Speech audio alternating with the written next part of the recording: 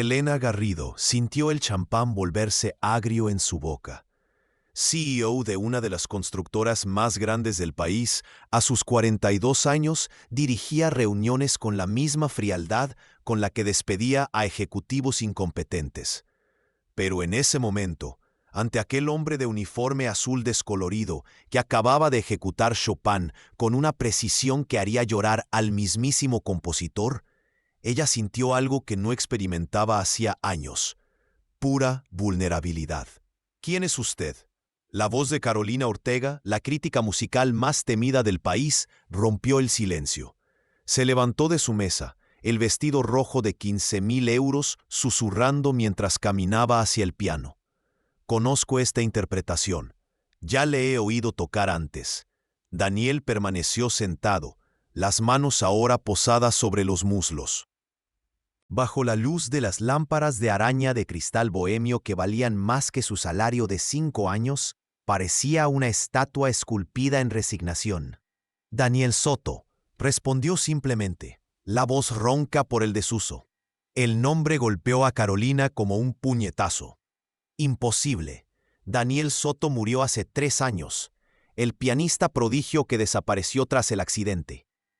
Hizo una pausa, los ojos desorbitados. Dios mío, eres tú. Marcelo Ramos, el organizador del evento. Se aproximó sosteniendo su tablet de última generación, los dedos ya deslizándose frenéticamente por la pantalla. Daniel Soto, ganador del concurso internacional Chopin a los 23 años, considerado el mayor talento español desde Joaquín Achucarro, desapareció de la escena musical en 2021 tras. Hizo una pausa, tragando saliva con dificultad. Tras perder a su esposa Ana y a su hija Clara de 5 años en un accidente de coche, Helena sintió un nudo en el pecho. Ella conocía aquel dolor, no el mismo, pero pariente cercano de él. La soledad que mora en apartamentos de 300 metros cuadrados, con vistas al skyline madrileño, pero que ningún metraje logra llenar. ¿Por qué está trabajando aquí? Álvaro Fuentes, abogado de la élite madrileña, rompió el silencio creciente. ¿Como empleado de limpieza? Daniel finalmente se levantó. Su 1,80 m de altura parecía menguar bajo el peso invisible que cargaba. Porque los pianos no cuestionan, solo esperan a ser limpiados. Y a veces, miró las teclas, a veces me permiten recordar sin que duela tanto. Helena dio un paso al frente, su vestido negro de alta costura rozando el suelo de mármol de Carrara. La propuesta que hice antes, comenzó ella, su voz resonando por el salón donde 200 de los más ricos y poderosos de Madrid observaban como espectadores de un teatro imposible. Sobre despedir a quien tocase el piano, la retiro. No. Daniel la miró fijamente por primera vez y Helena vio en sus ojos castaños un abismo que reconoció. Usted lo dijo delante de todos. Quien autorice o ejecute tal acto será despedido inmediatamente y jamás trabajará en ninguna empresa sobre la que yo pueda influir. Repitió sus palabras con precisión quirúrgica. Yo toqué. Cumpla su palabra. Pero lo que él no sabía era que Helena Garrido había hecho otra promesa aquella noche, susurrada solo para Marcelo Ramos minutos antes, cuando apostaron sobre el empleaducho atrevido. Quien consiguiera transformar la humillación en triunfo podría pedir cualquier cosa de verdad. Y Daniel, sin saberlo, acababa de ganar una apuesta de 50 millones de euros. 6 horas antes, Daniel Soto empujaba su carro de limpieza por los pasillos de mármol del Hotel Palacio Cervantes, el chirrido familiar de la rueda izquierda marcando su ritmo como un metrónomo desafinado. 3 años. 3 años desde que su vida había quedado reducida a un antes y un después, dividida por una llamada a las 23:47 de un viernes lluvioso. Aún recordaba el instante exacto. Estaba en París. Acababa de terminar un concierto en el Théâtre des Champs-Élysées. El público había aplaudido durante 15 minutos. Ana había llamado eufórica, diciendo que ella y Clara conseguirían coger el vuelo más temprano, que estarían con él en 12 horas en lugar de 24. Papá, mamá dijo que te vamos a dar un abrazo de oso. La voz de Clara, 5 años de pura luz, había llenado la habitación del hotel. El taxi que las llevaba al aeropuerto Adolfo Suárez, Madrid-Barajas, nunca llegó a su destino. Un camión descontrolado. El conductor dormido al volante tras 20 horas seguidas en la carretera. Ana murió en el impacto. Clara sobrevivió durante 3 horas. Tiempo suficiente para que Daniel tomara un vuelo desesperado. Tiempo suficiente para que él sostuviera su manita una última vez. Tiempo insuficiente para cualquier milagro. Después de aquello, el piano se convirtió en veneno. Cada nota traía el fantasma de ellas. Ana girando por la sala mientras él practicaba. Clara intentando alcanzar las teclas con sus deditos regordetes. Vendió todo. Tomó el primer empleo que no exigiera preguntas sobre su pasado y desapareció en el anonimato de la limpieza nocturna. El Hotel Palacio Cervantes era su turno desde hacía 6 meses. Normalmente, eventos como la gala de Elena Garrido solo significaban más copas de cristal que lavar, más servilletas de lino que recoger. Pero aquella noche algo fue diferente.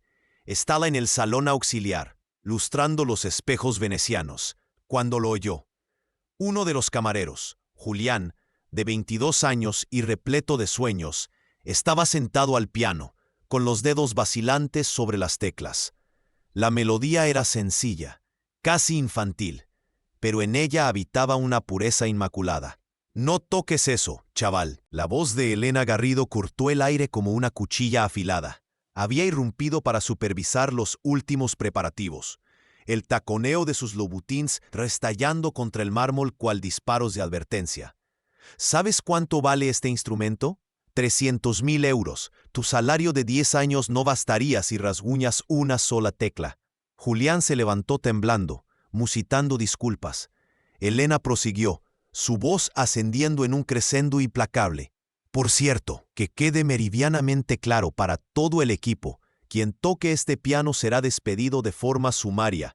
Quien lo autorice también. Están aquí para servir, no para fingir que pertenecen a este mundo.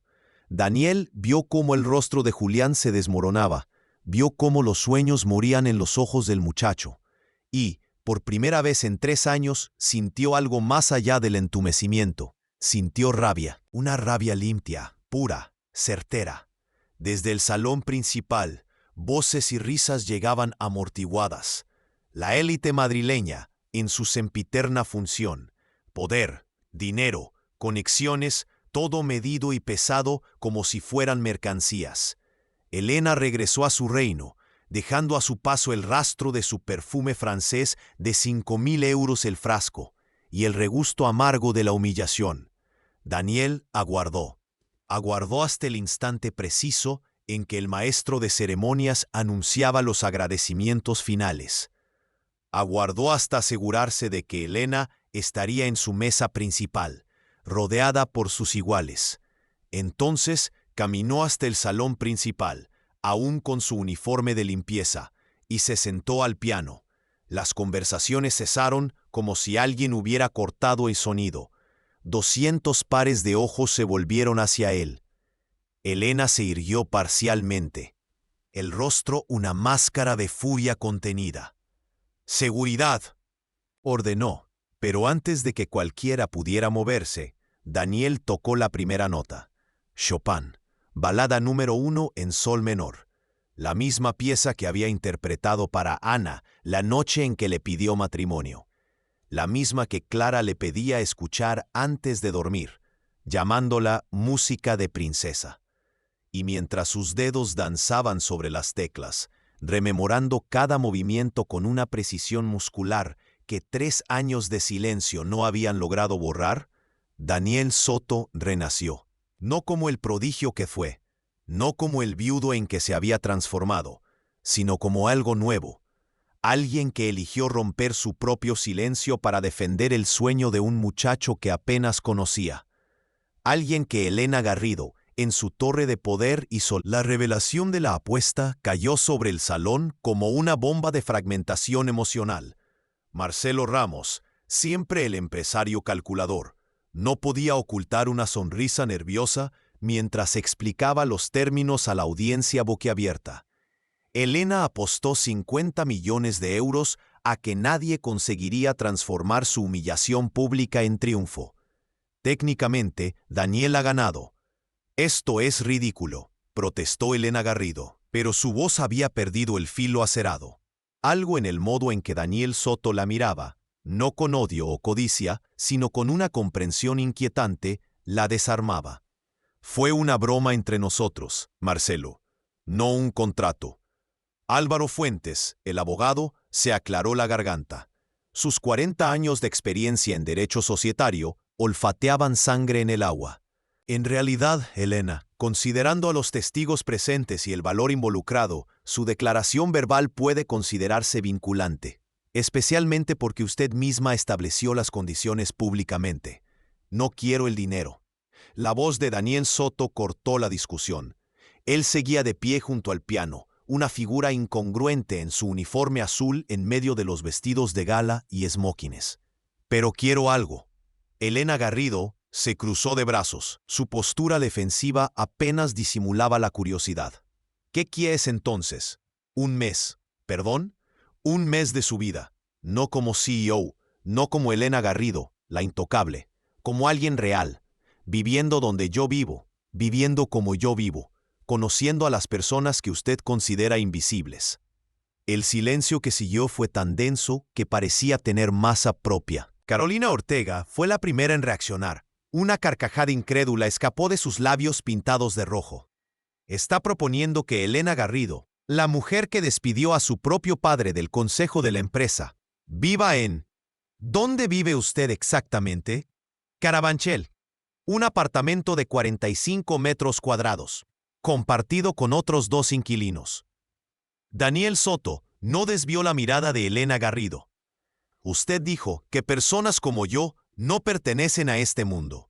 Yo propongo que descubra a qué mundo pertenece usted realmente. Elena Garrido sintió el calor subir por su cuello. A su alrededor podía oír los murmullos, las risas mal contenidas. Su reputación, construida sobre 2 décadas de decisiones implacables y una armadura de indiferencia, se tambaleaba peligrosamente. ¿Y si me niego?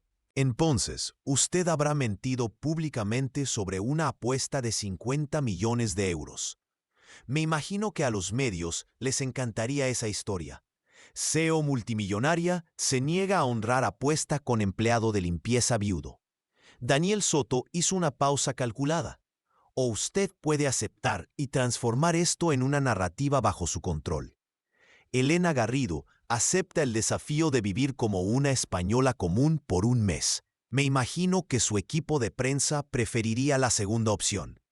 Laura Sáez, la asistente personal de Elena Garrido, ya tecleaba con frenesí en su teléfono móvil, probablemente calculando el impacto en las redes sociales. Murmuró algo al oído de Elena, que cerró los ojos por un instante. Cuando Elena los abrió nuevamente, había algo distinto en ellos. Una chispa que bien podría ser ira o quizás interés. Una semana, un mes, 2 semanas, un mes. O toco otra canción ahora mismo y cuento toda la historia para que Carolina Ortega la publique en su columna mañana. Daniel Soto volvió a posar sus manos sobre las teclas. ¿Me está chantajeando? Estoy negociando. No es usted la única que sabe hacerlo. Elena miró a su alrededor. Todos esperaban su respuesta. Los poderosos, los influyentes, los que mañana difundirían esta historia por todo Madrid. Pensó en su apartamento vacío en la cúspide del edificio más suntuoso de la ciudad, en las 3 botellas de vino que bebería en soledad cuando llegara a casa, en el silencio que la aguardaba. Acepto. Las palabras brotaron antes de que pudiera contenerlas. Un mes. Empezando mañana. Daniel Soto asintió, una sombra de algo que bien podría ser una sonrisa cruzando su rostro. Mañana, a las 7 de la mañana, La dirección es Calle de la Oca, 145, piso tercero B. Traiga ropa sencilla. Donde vamos, Prada no es bienvenida. Se dio la vuelta para marcharse, pero se detuvo en la puerta. Ah, ¿y Elena? El nombre de la música que toqué es Balada número 1 de Chopin. Fue lo último que mi hija escuchó antes de dormir. Tenía 5 años. Su voz se quebró levemente. 5 años y adoraba los girasoles. Ana, mi esposa, plantaba girasoles en nuestro balcón, porque Clara decía que le sonreían. Y entonces se fue, dejando tras de sí a una audiencia en estado de shock y a Elena Garrido enfrentándose, por primera vez en años, a la perspectiva de no estar al mando. Pero lo que ninguno de ellos sabía aún era que este era solo el principio. Porque a veces, las mayores transformaciones no nacen de promesas de amor ni de gestos grandilocuentes, sino de dos corazones rotos que reconocen la misma frecuencia de dolor y deciden, contra todo pronóstico, resonar al unísono. La mañana siguiente llegó gris y húmeda, la llovizna madrileña pintando la ciudad en una acuarela desvaída. Elena Garrido estaba parada frente al edificio de 3 plantas en Carabanchel. Su maleta Louis Vuitton, absurdamente desubicada sobre la acera resquebrajada. Había dormido 2 horas. Pasó otras 3 instruyendo a Laura sobre la gestión de la empresa. Y una más eligiendo las ropas más sencillas que tenía, que aún así incluían una camiseta de 300 euros. Daniel Soto abrió la puerta del apartamento usando zapatillas gastadas y una camiseta del Atlético de Madrid. Por un momento, se quedaron observando, 2 extraños unidos por una apuesta inverosímil y un instante de música trascendente. Entra, dijo simplemente. El apartamento era más pequeño que el vestidor de Elena. El salón, con su cocina americana integrada, albergaba muebles que a todas luces provenían de distintas épocas y dueños. Pero estaba impecablemente limpio y poseía algo acogedor. En las paredes, en lugar de arte de alto valor, se exhibían fotografías en marcos sencillos. Elena reconoció a un Daniel más joven, sonriendo junto a una mujer morena de ojos verdes y una niña que era la miniatura perfecta de su madre. Ana y Clara, confirmó Daniel, siguiendo la dirección de su mirada. No pude guardarlas. Lo intenté, pero se encogió de hombros. ¿Café? Mientras él preparaba café en el hornillo. Un hornillo, no una cafetera expreso de 5.000 euros, Elena exploraba discretamente el espacio. Había partituras apiladas en un rincón, cubiertas por un manto de polvo. Un teclado electrónico de bajo coste, arrumbado contra la pared, permanecía igualmente intocado. Y sobre una estantería, un único trofeo, Concurso Internacional Chopin, primer puesto, 2018. ¿Paraste por completo?, inquirió ella, aceptando la taza de café. Era fuerte, sencillo, asombrosamente bueno. Durante un tiempo, creí que había dejado de tocar para siempre. Daniel se sentó en el sofá remendado. Pero la música es como respirar. Puedes contener el aliento un tiempo, más llegado el momento. O te asfixias o vuelves a respirar. Exacto. El silencio entre ellos no resultó incómodo, lo que sorprendió a Elena. Ella, que colmaba cada instante con llamadas, reuniones, decisiones, descubrió que podía sencillamente existir. Las reglas, comenzó Daniel. Vas a trabajar conmigo. Turno de limpieza en el Palacio Cervantes, de 15 a 23 horas. Salario mínimo. Transporte público. Conocerás a mis compañeros, mi vida, mi mundo. ¿Y qué obtienes tú a cambio? Daniel la estudió durante un largo instante. Quizá nada. Quizá la confirmación de que personas como tú jamás cambian. O quizá, hizo una pausa, quizá descubra que aún pervive algo en mí más allá del luto y la ira. A las 14:30, Elena se enfundaba el uniforme azul de limpieza del hotel. La identificación con su nombre verdadero había insistido en no emplear seudónimo. Pendía de su cuello como una cadena. En el autobús atestado camino del hotel, apretujada entre trabajadores exhaustos, experimentó su primer conato de pánico. ¿Qué demonios estaba haciendo? Pero entonces vio a Daniel observándola, no con sádica satisfacción, sino con una curiosidad genuina. Como si ella fuese un enigma que él se afanaba por desentrañar. El turno resultó brutal. Sus manos, habituadas a firmar contratos millonarios, ahora restregaban inodoros de mármol. Sus pies, acostumbrados a los Louboutin, clamaban en el interior de unos zapatos de seguridad de ínfima calidad. Mas lo peor no fue el esfuerzo físico, fue la invisibilidad. Personas a las que conocía, que habían adulado a Elena Garrido en decenas de eventos, pasaban junto a ella sin dedicarle una mirada. Camareros la empujaban sin disculparse. Un huésped derramó vino en su uniforme y ni siquiera se dignó a reconocer su existencia. «Ahora lo entiendes», dijo Rosa, una compañera de 60 años, mientras compartían un almuerzo de 15 minutos. «Para ellos somos fantasmas, necesarios pero invisibles». Pero algo extraordinario sucedió la tercera noche. Elena estaba limpiando el salón donde apenas 72 horas antes había humillado a Julián, cuando oyó música proveniente del piano. Era Daniel Soto tocando algo suave, melancólico. Otros empleados empezaron a acercarse: Rosa, Julián, María, Pedro, como polillas atraídas por la luz. «Toca Suspiros de España», pidió María. Y Daniel Soto tocó, no la versión clásica, sino un arreglo que improvisó en el momento, transformando este pasodoble tan nuestro en algo que parecía Chopin, encontrando la raíz más honda de la música española. Al poco, Rosa estaba cantando, su voz cansada, pero dulce, resonando por el salón vacío. Elena Garrido observó. Algo se rompía y se reconstruía dentro de ella. Estos eran los invisibles que jamás había visto. Personas con historias, sueños, dolores, alegrías. Y Daniel Soto, en el centro, no como el prodigio perdido o el viudo quebrado, sino como un director improvisado de una orquesta de sueños olvidados. «¿Tocas?», preguntó Daniel Soto de repente, mirándola. «Yo no, es decir, di clases de pequeña, pero siéntate aquí». Hizo un hueco en el banco del piano. Y entonces, ante los colegas que en 3 días se habían vuelto más reales para ella que 20 años de contactos corporativos, Elena Garrido posó los dedos sobre las teclas. Daniel Soto guió sus manos, enseñándole acordes sencillos. Y cuando logró tocar los primeros compases de Cumpleaños Feliz, era el cumpleaños de Rosa. Todos aplaudieron como si hubiera interpretado un concierto en el Carnegie Hall. Aquella noche, en el autobús de vuelta, Elena Garrido apoyó la cabeza en el hombro de Daniel Soto sin pensarlo.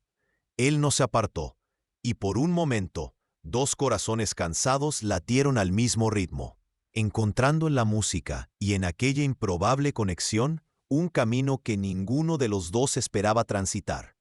Pero lo que no sabían era que Olivia Garrido, hermana menor de Elena Garrido, los observaba desde un coche negro aparcado al otro lado de la calle, y que ella guardaba un secreto que podría destruirlo todo, o finalmente liberarlos a ambos.